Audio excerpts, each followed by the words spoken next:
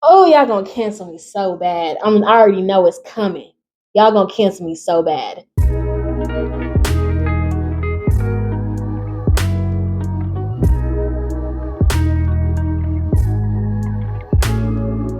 Hey, what is up, society? It's your favorite wannabe influencer and sovereign Koi, and welcome back to another Reddit story video, baby. I know that y'all read that title, and y'all, I'm getting back into these male Reddit stories, and I'm a little worried for some of these titles. Okay, but yeah, I'm not gonna hold you guys on for any longer. Let's just get right into this video. First story. Am I the asshole for cutting off my lazy wife financially?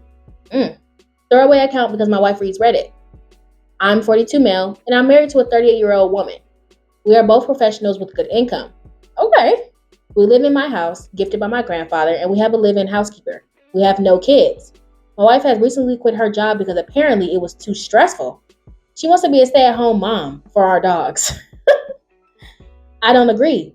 I expect her to contribute financially to the household.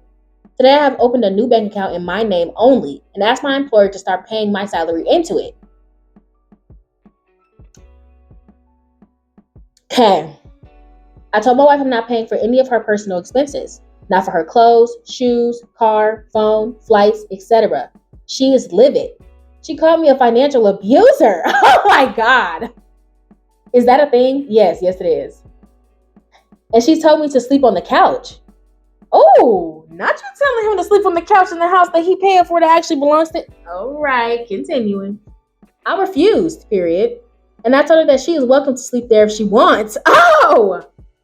But if she denies me sex for too long, ooh,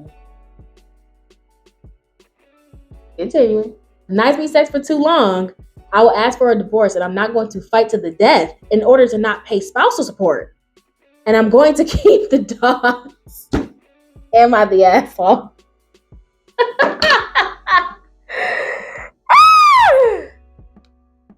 Yes. Hold on, hear me out. I already know y'all run into the comments. Hold on, hear me out. I'm gonna say you're the asshole based off of how you're handling the situation. Like, this is a conversation. I get it. It was a 2-income household. She didn't discuss it with you. She an asshole too. Both of y'all. I think that everybody sucks. Actually, y'all both fucking suck. Let's just be honest here. Y'all both suck because it's like this is a conversation. And this is what adulting and maturing is for. Okay, open your mouth. I understand you went from a 2-income household. Y'all did not discuss her going, relying on just your income. She's saying that her job is too stressful. Number one, she should have discussed that with you first. She doesn't just get to make those type of decisions and just decide, oh, I'm just too stressed. I don't want to have a job anymore. You know what I'm saying? Without that affecting you, especially if y'all were splitting the bill, splitting the income, or she was paying for a certain type of thing. But even if she wasn't, right? Let's just say that it was a situation where y'all were running y'all expenses off of a one-person household, like income, which I know that that's kind of like smart. A lot of marriage couples do that, where basically like the husband or one of the significant others, like they live their lives based off of that particular partner's income, and then their income is like leisure for vacations or like savings or whatnot. So it's like if it was something like that, even if it was that, it wouldn't matter because it's like you're cutting us off from things that we had before. It would be different. Well, I don't know how much money y'all make, to be honest. You said you both make good money, but you didn't say great money. You know what I'm saying? It would be different if you were like a millionaire or a billionaire and it was like her quitting her job isn't gonna make much of a difference anyway because you already have the money to support both of y'all. You know what I'm saying? But she should have had that conversation with you. But the reason why I'm saying that you're the asshole is based off the way that you're handling it. And then that comment about the sex, woo, you know what I'm saying? Like, I don't like the way that you said that. But it's like, the way that you're handling it is very immature. Okay, like I don't like the fact that you're like, I'm not paying for this, and that's not like this is a conversation. And sometimes I feel like, as people, we sometimes lose sight of ourselves. Sometimes y'all grown as hell. You 42, she 38. I don't know how long y'all been married, but y'all are married. It's time to mature up a little bit. Start having conversations about certain stuff. She is the asshole for dropping her job, and you should have just told her from the very beginning, hey babe, I don't feel comfortable with you quitting your job. This should have been a conversation. I understand that you're saying that I have a good job and everything like that, but so did you. I was not expecting for me to be paying for your whole life because even though I could probably afford all our bills, I don't want to pay for you to go on spa days and trips to Target and Starbucks. I'm not trying to pay for all that. I didn't sign up for that. It would be different if I was a wealthy man and I told you it don't matter to me if you work or not. That would be a different conversation. But it's like y'all didn't go into your marriage doing that. That wasn't the original plan. So it's like her doing that was completely out of line. It was disrespectful. And I think that y'all both just being really fucking petty about it rather than just having a conversation and telling her, you need to find another job because I'm not paying for you or leisure life. And she has no right to be upset with you about not paying for her leisure. I don't understand what she thought this was. Like, you really would think that you could have just went from a two income household to a one income household and expect your spouse to completely support you? And you didn't even decide to have a discussion with them? Yeah, no. And then her telling you try to go sleep on the couch. Now, Miss Ma'am. Okay, but no, I don't really think that you're the asshole for not being happy about her quitting her job and not discussing it with you, because this is a partnership. That's what a marriage is. But I do think that y'all both suck because y'all are handling this very immaturely. You'll believe that you're like some 20 and 21-year-old married couple when y'all are in y'all 40s, damn near. Both of y'all. So yeah, y'all need to reevaluate that situation, have a conversation, and come to a middle ground. But yeah, I think y'all both suck. But she needs to get a job. All right, moving on. Now, y'all, this next story title, buckle up, because it does involve a child. I don't know how to feel about it. It's labeled an SFW, so you know what I'm saying? Buckle up. If you don't like it, I'll put a timestamp up somewhere, but I'm gonna read the title first. Stepdad, 54 male, draws NSFW with minors. How do I, 30 male, tell my mom, 55 female? So NSFW means not safe for work, or basically just not really safe, period. So never thought I'd be posting here, but here we go. My 30 male, mom, 55 female, is moving across the country to be closer to my brother and I in the anticipation of either of us having kids. My wife and I actually bought a small house that she and her husband, 54 male, to live in with subsidized by us rent. My brother and I flew to where she lived to pick up the truck while her and her husband were coming to the new city in a few days. The drive went fine, but while we were unloading the truck, a box fell over during the ride, and its contents were all over the truck. It was hand-drawn porn. Oh my God. Cartoony. But some of the art in question were definitely minors. Oh, okay. Mm-hmm. Okay. It was her husband's work for sure, and there was a box full. Thousands. Okay. Thousands of drawings and very graphic images. We've always felt uneasy about the guy because of how ready he was to talk to younger girls in public at a moment's notice. But this made it much more apparent. They're very religious, though me and my brother are not. And he was even a youth pastor in the small town they were in. No, ma'am. I'm sorry. Okay, listen, that don't mean nothing. That don't mean anything. Continuing. Seeing this and knowing how he behaves proves to us that we should not let our future children around him. Why I've made this be known, of course. So, how do I break it to my mom on what he's been doing? I know that she's going to be devastated, especially after selling her home and moving here.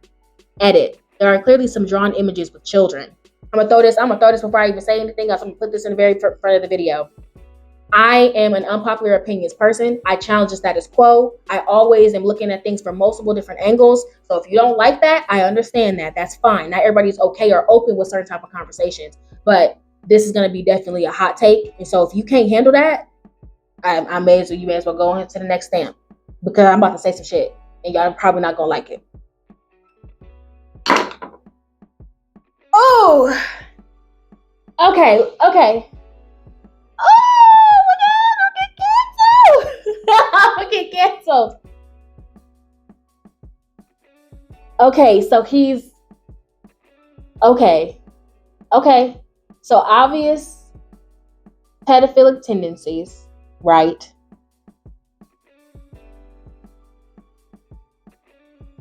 Oh, y'all gonna cancel me so bad. I already know it's coming. Y'all gonna cancel me so bad.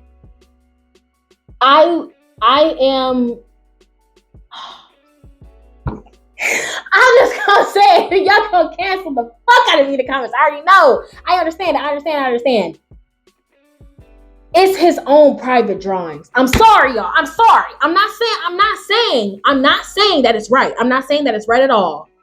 But it's his own private drawings. If he's not doing anything to anybody, bro, feel free to tell your mama so she knows who she with, so she know who she dealing with. To me, I view like pedophilia as a mental illness. And I know that people are not gonna like me for it. I already understand it. But it's a mental illness that cannot be helped.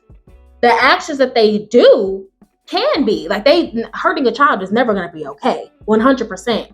But it's like, it's a mental illness like any other fucking illness. You know what I'm saying? Like, it's like if there's really nothing they can do about it.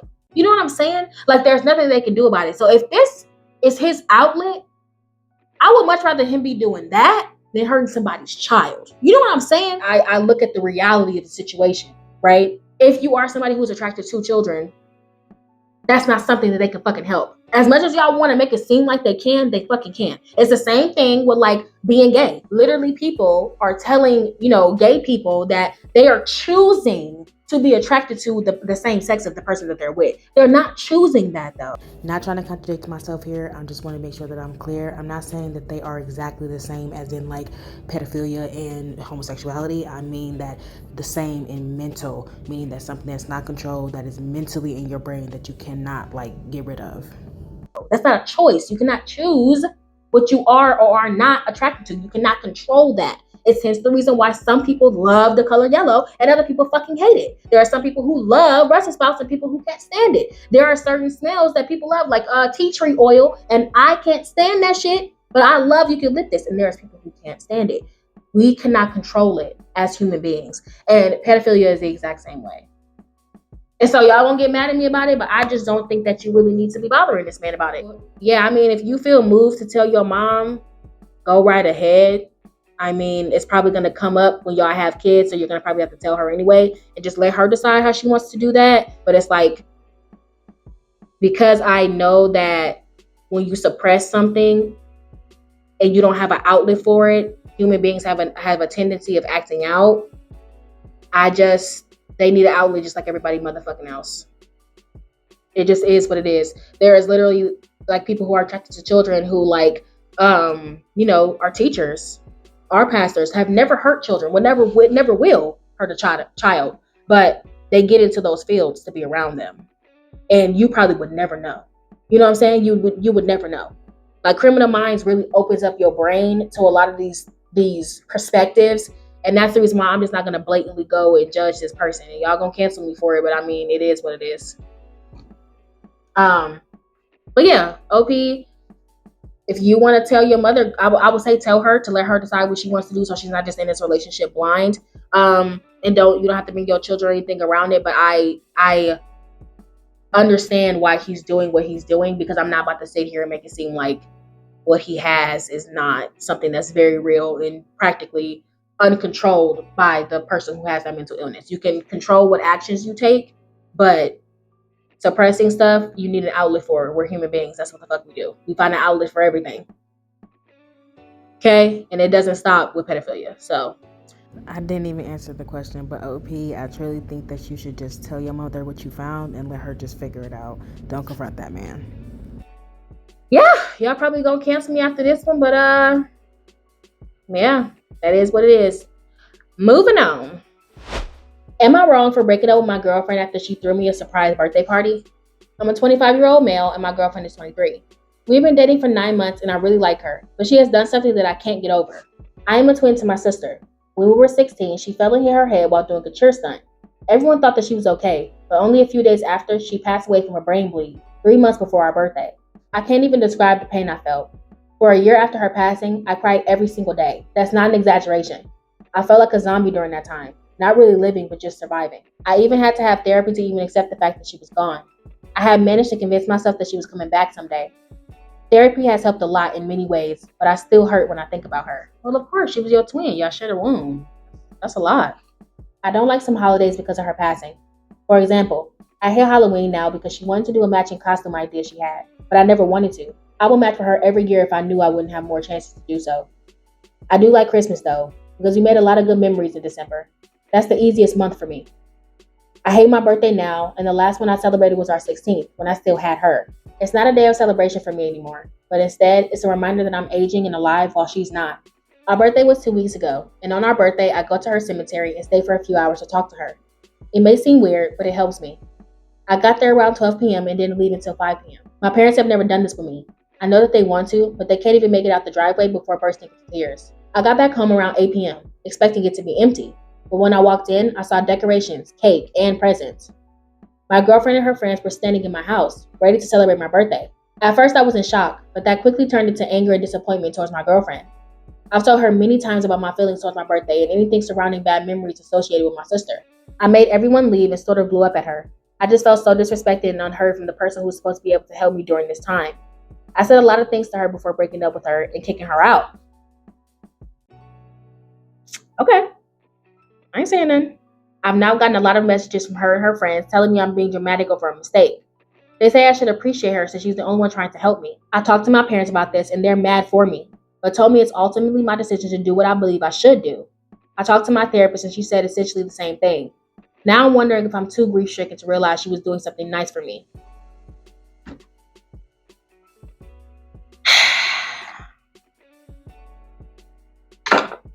This is a difficult one because I'm going to say that you shouldn't be dating anybody. You know what I'm saying? It's something my mom told me about a while ago. Last Christmas. Sometimes you want to do things for the people that you love. Because it's not just a moment for you, it's a moment for them, right? Your girlfriend knows of your struggles surrounding holidays, right? She understands that. But I don't genuinely believe that it's fair that you're asking somebody not to celebrate you. I don't think that's fair. Like, going back to what my mother told me last Christmas, my sister wanted to get me, my sister asked me what I wanted for Christmas, and I basically gave her a list of needs. I gave her a list of needs. I needed a car vacuum and all this other stuff. I put all these things here that was needs, things that I really, really wanted, that I wanted, but they were seen as a essential or a household thing. Boring gifts, if you will. I asked for a paper towel holder that had a spray bottle in it, and a car vacuum and things of that nature, right? That I've been really wanting, but I couldn't get. And my sister basically was just she kept complaining about it. She was like, oh my God, you didn't want any fun gifts. You didn't want anything that was fun and bright and XYZ. And I was just well, isn't Christmas about, getting me what I want, what I would enjoy, what would make me happy? And my mother kind of told me, she was just yeah, it is about you, but it's also about your family doing, more for you and doing things that they feel like they would love about you. In a way, basically saying that, yes, your sister can get you things that you want, that / need, but also let her get you a fun gift. Let her get you something that you probably wouldn't splurge on and get yourself, because she enjoys getting you fun things that you usually don't get for yourself. And somebody will probably look at that situation and be like, well, it's my gift. It's what I want. It's my Christmas. Why do I have to do what she wants? But it's less about what she wants and more about sharing that moment with your family member. Yes, she was happy to give me those needs, but at the same time, she would want to give me something fun because she knows that I barely buy super fun things for myself. So she would want to do that for me because she knows that I wouldn't do it. And so it's when it comes down to human interaction, I'm using that as an example to say sometimes you do things for your family because that's a relationship builder for them. This is not just your life, it's theirs too. You know what I'm saying? If that experience is not just for you, it's for them as well. It's the same thing with giving somebody something. Even though they're grateful and happy for what you gave them, you also get something from that because you just feel happy knowing that they're happy. Getting them something is an experience for you as well. This situation is very similar to that. I don't believe that it is fair that you're basically trying to isolate her from being able to celebrate you because you have grief attached to your relationship, attached to your birthday because of what happened with your sister. Losing a family member, period, is very hard. But a twin is a completely different thing. And it's I do believe that you are wrong for breaking up with her because yes, people are going to chew me up in the comments again because they're going to say that she's ignoring a boundary.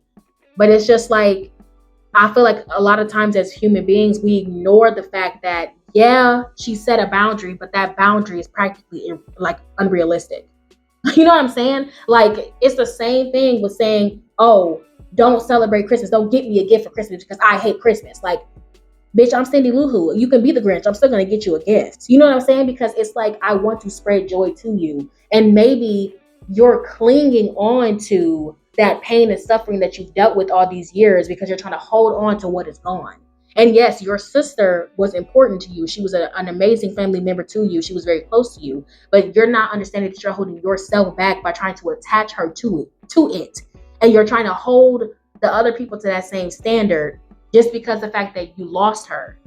Essentially, you're choosing to remain dormant inside of your grief because you believe that that's a connection to your sister. Refusing to process that pain is your way of connecting with her, and you believe that processing that grief would mean that you're letting go of her forever. And then you're trying to hold your loved ones to that exact same standard and then trying to label it as a boundary when it's actually just a grief-stricken response, a trauma response. And that trauma response is reflecting in your behavior, making you feel like everybody else is trying to get you to move away from her or be detached from her, and that's the reason why you're reacting this way. And it's not fair that you are forcing other people to remain in that space with you when it's very normal for a loved one to want to celebrate somebody that they care for. At the same time, though, I do believe that your girlfriend shouldn't have thrown you a surprise party. She shouldn't have done that. Her heart could have been in the right place to try to put you in a better position when it comes out to your birthdays because she knows this is a hard time for you. So maybe she was trying to, in her mind, trying to do something that would bring happiness and joy to this day instead of it being gloomy. It's the same thing with like a funeral. There's a lot of people who say that they don't want sad music played at their funerals and things like that because it's supposed to be a celebration of life, not the pain. You know what I'm saying? So it's like she's probably was trying to do a nice gesture because she knows how hard this is for you every year. So she probably hates seeing you suffer and she wants to do something to try to help you. And once again, as human beings, sometimes we do stuff that might not be right in order to try to attempt to help a situation. So I don't think that you should be really dating anybody because I just don't think that is fair. Or either date somebody who's dealing with the exact same things as you. That's what I would say. Try to find someone who not said necessarily went through an exact same situation, but basically sees your point of view or at least is similar experience to what you've experienced in a way. So that way y'all can both not celebrate birthdays together or something. Maybe find somebody who don't like to celebrate, but I don't think that you should date somebody who does. You're literally picking and choosing what days that she can and cannot celebrate. And I just don't think that's fair in a relationship. And so, but if you feel like you need to break up with her, I think that you should. I think that you should be with somebody that's not like her. This is not the proper person for you. This is not the proper relationship for you. I'm not trying to necessarily say that you're wrong for breaking up with that individual because I do think it is the right decision. But I don't think that she's a bad person because she tried to celebrate you. I just can't get past that. And I know people are going to say, well, it's a boundary. It's a boundary. It's an unrealistic boundary for regular human beings who haven't lost a twin sister. And the girlfriend is probably not the smartest for getting into a relationship with you. She's not smart for that. She should have just said, nah, I'm okay with that. I'm good. Because if she wasn't one of them people who are okay with not celebrating things, then she shouldn't have been in a relationship with you either. So yeah, I mean, I don't think that she's wrong for throwing you a surprise party. And I don't necessarily think that you're wrong for not wanting to be with somebody who wants to celebrate birthdays, I guess.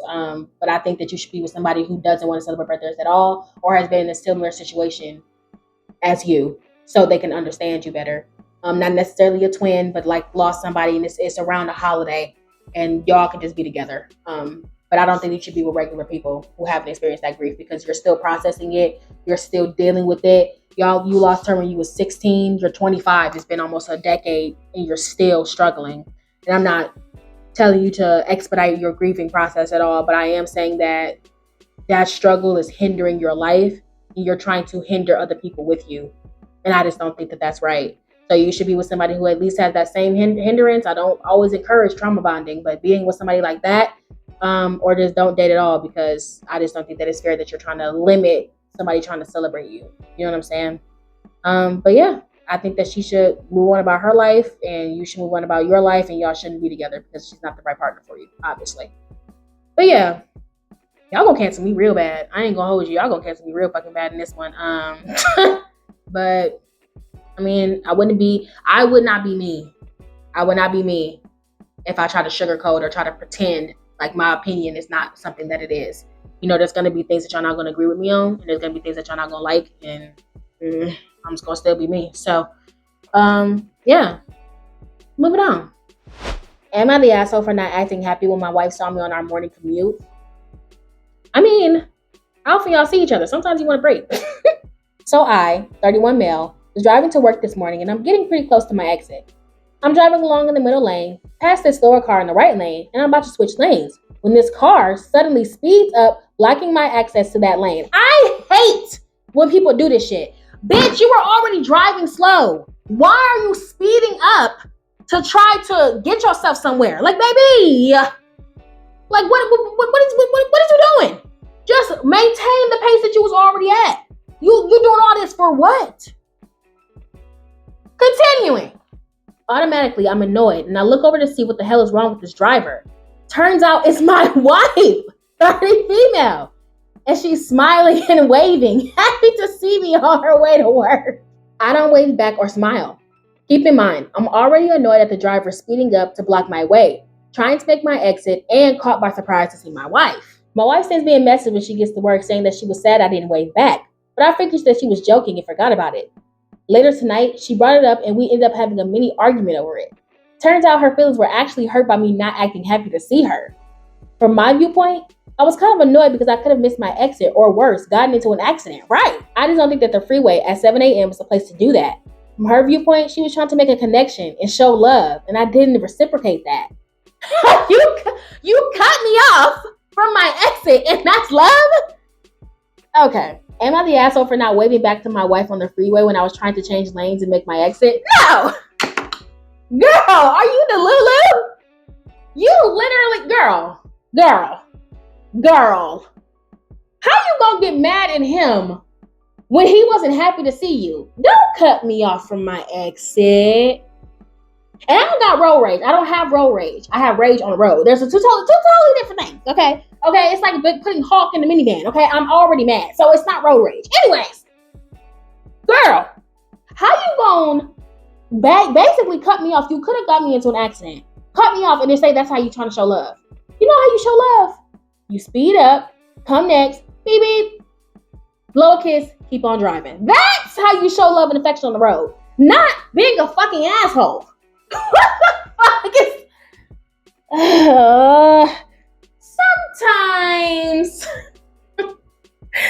sometimes the screws are just not tight enough.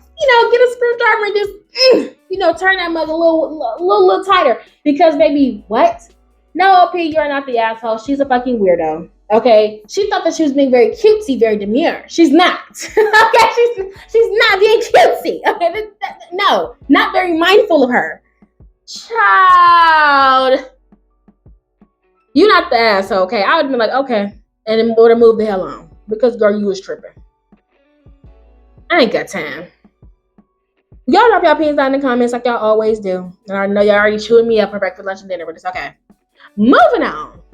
All right, society, that is it for this freaking video. I hope that you guys enjoyed. Make sure to like, comment, and share. And as always, if you're new, hi, please subscribe. I would love for you to be a part of the beautiful society. I know that y'all probably gonna be chewing me up in the comments. I know that y'all probably gonna be mad at me in the comments. I know that y'all probably not gonna agree with me in the comments. But baby, I said what I said. Okay, digital footprint. I said what I said. So yeah, that's it for this freaking video, guys. I hope that you guys enjoyed once again, and I love you guys, and I'll see you guys in the next video. Bye.